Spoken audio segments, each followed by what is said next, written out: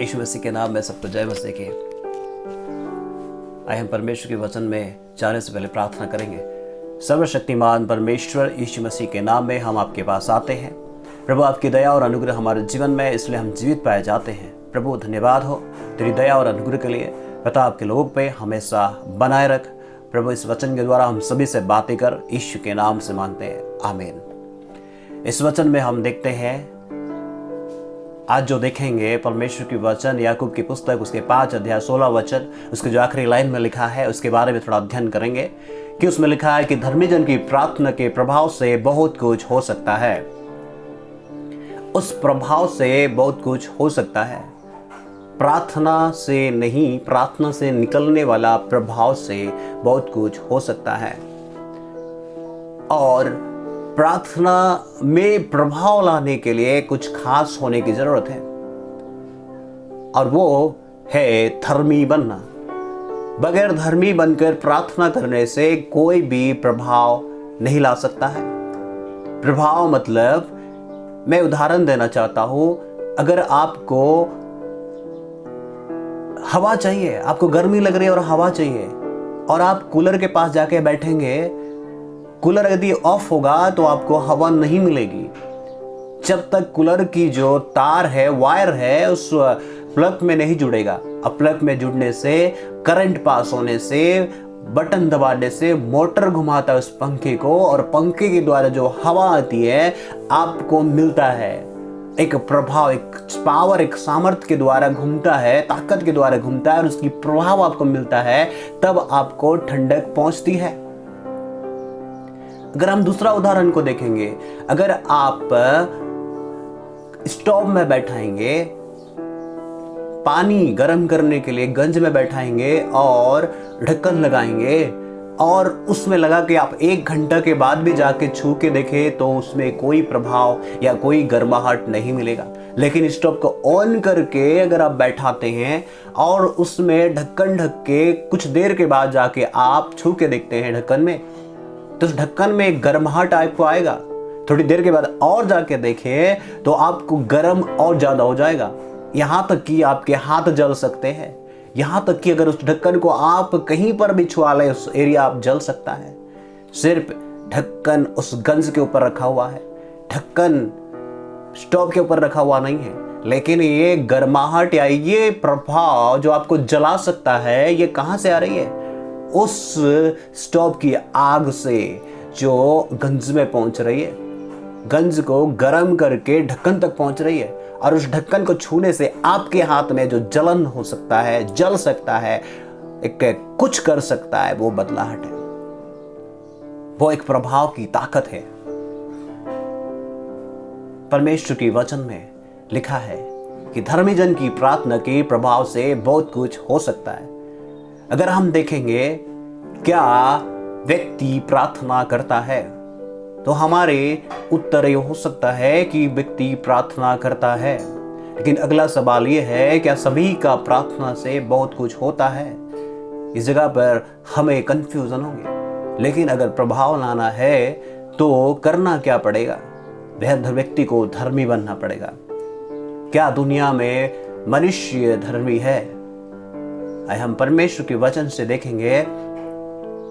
पहली बात यह है, क्या मनुष्य धर्मी है? परमेश्वर की वचन उसकी रोमियो का पुस्तक उसके 12वां वचन में लिखा हुआ है कि एक व्यक्ति ने पाप किया और सारे मनुष्य जाति में, हर एक मनुष्य में पाप फैल गई।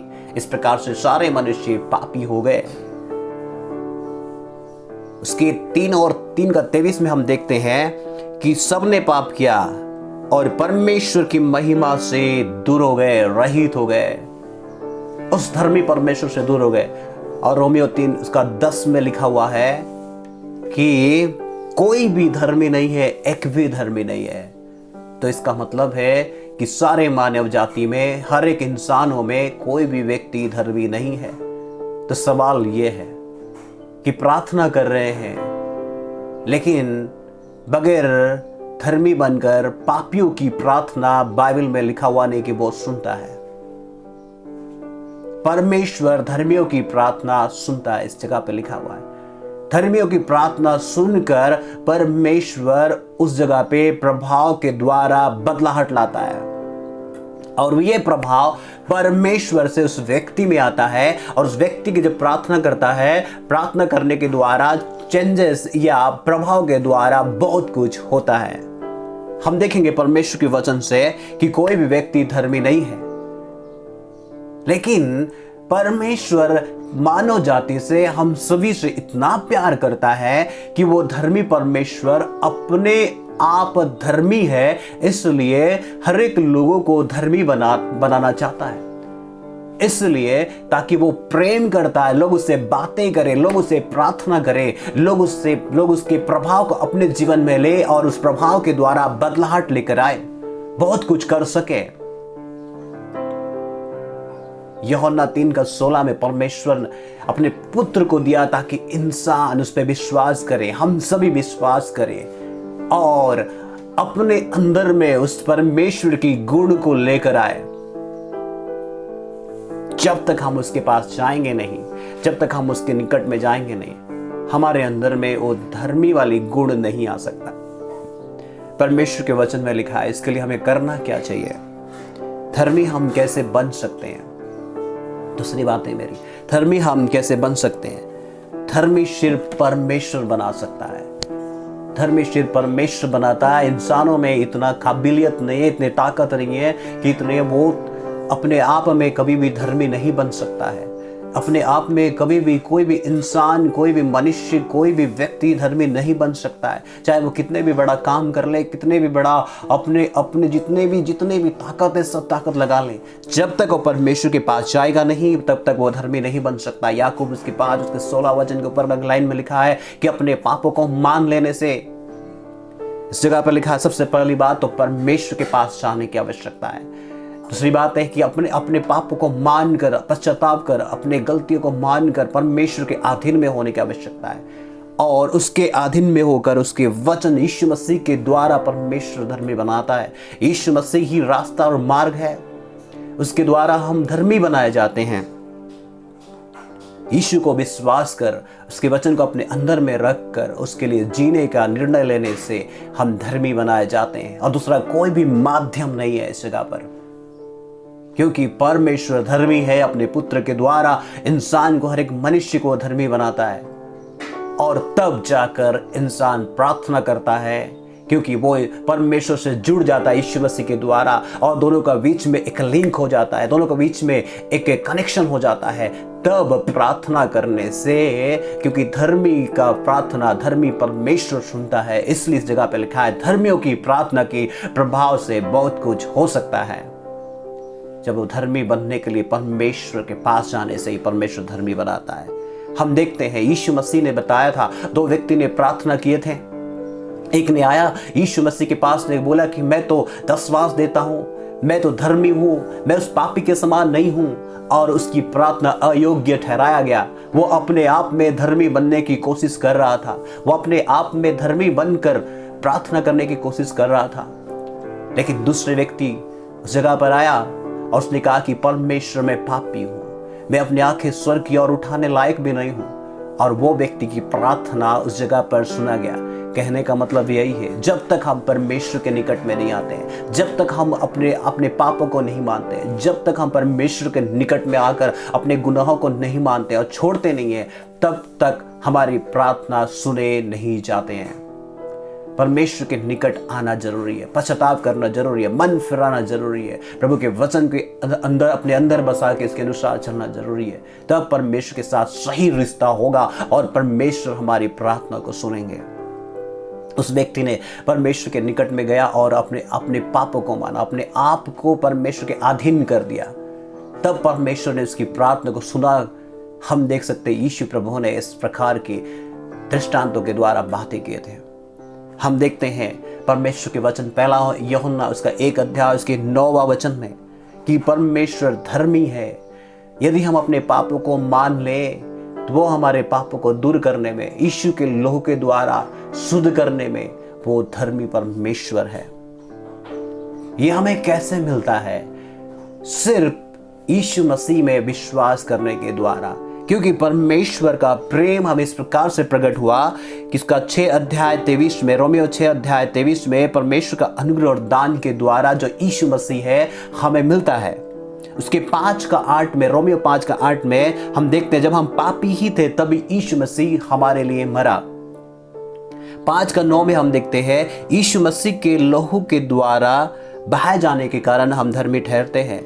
रोमियो 4 उसके 25 में हम देखते हैं हमें धर्मी ठहराने के लिए वो मरकर जिया। हम यीशु मसीह के द्वारा ही धर्मी बनाए जाते हैं। 4:25 में लिखा है वो हमें धर्मी बनाए जाने के लिए, हमें धर्मी बनाने के लिए वो झिलाया गया। इस प्रकार से हम धर्मी बनाए जाते हैं। और धर्मियों के बारे में परमेश्वर क्या कहता है, अगर हम देखते हैं भजन संहिता 55 उसके 22वां वचन में, इसमें लिखा है अपने बोझ को मुझ पर डालने के लिए। धर्मियों को कहता है परमेश्वर की बोझ यहोवा पर डालने के लिए। वो संभालता है, वो कभी भी टलने नहीं देता है।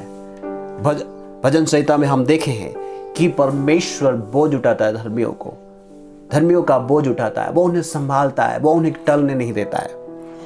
नीति वचन 28:1 में हम देख सकते हैं जवान सिंहों के समान धर्मी निडर रहता है, क्योंकि वो परमेश्वर के अधीन पे, परमेश्वर के साथ में खड़ा रहता है। पहला पत्रस 3 अध्याय उसके 12वां वचन में देखते हैं परमेश्वर की आंखें धर्मियों पे लगी रहती है।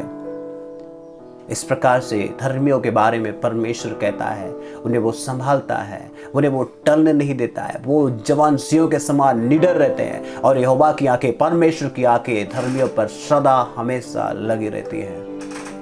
इसलिए हम जानते हैं कि परमेश्वर धर्मियों की प्रार्थना सुनता है और धर्मी बनने के लिए कोई दूसरा माध्यम नहीं है।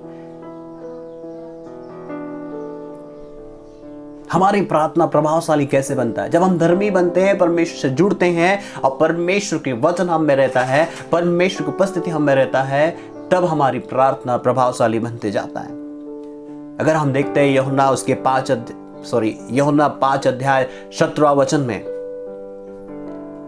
यीशु मसीह कहते हैं यदि तुम मुझ में बने रहो और मेरी बातें तुम में बनी रहे, तुम जो चाहो मांगो वो तुम्हारे लिए हो जाएगा।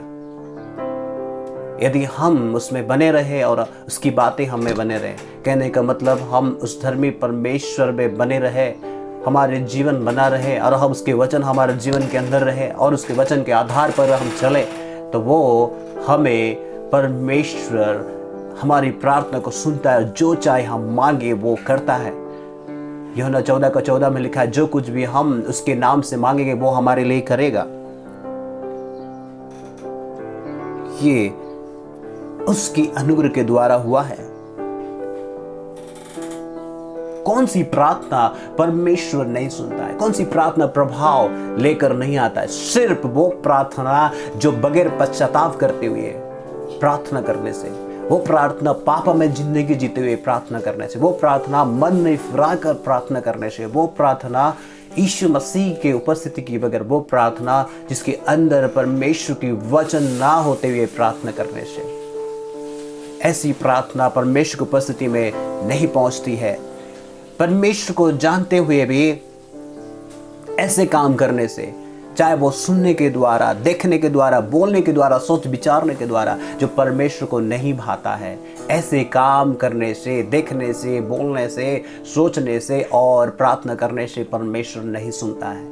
परमेश्वर सिर्फ उसके निकट आकर पश्चाताप करते हुए, मन फिराकर, उसके लिए जीने का निर्णय लेकर, यीशु के लहू के द्वारा अपने आप को धोते हुए प्रार्थना करने से वह प्रभावशाली प्रार्थना बनता है। परमेश्वर के वचन से हम देखते हैं परमेश्वर क्या चाहता है लोगों के लिए, मनुष्य के लिए।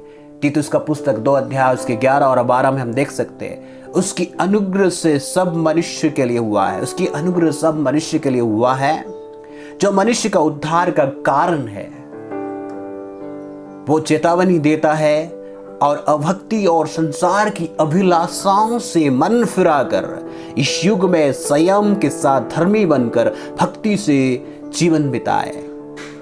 परमेश्वर यही चाहता है हर एक मनुष्य संसार की अभिलाषाओं से मन फिराकर इस युग में संयमी होकर धर्मी बनकर भक्ति से जीवन बिताए, क्योंकि हम जानते हैं परमेश्वर के पुत्र प्रभु यीशु मसीह हमारे लिए, पापियों के लिए एक बार वो संसार में आया था। लेकिन अब जो आ रहा है, परमेश्वर पापियों के लिए नहीं आ रहा है, यीशु मसीह पापियों के लिए नहीं आ रहा है, वो धर्मियों के लिए आ रहा है। अपने आप को तैयार करें। हम प्रार्थना करेंगे। प्रभु, हम प्रार्थना करते हैं इस समय में हर एक लोग, जितने लोगों ने इस वचन को देखा, इस वचन को देखा है प्रभु, सुना है, तूने आशीष दे, तेरे वचन के सामर्थ के द्वारा तूने अगुवाई कर, यीशु के नाम में मांगते हैं, आमीन।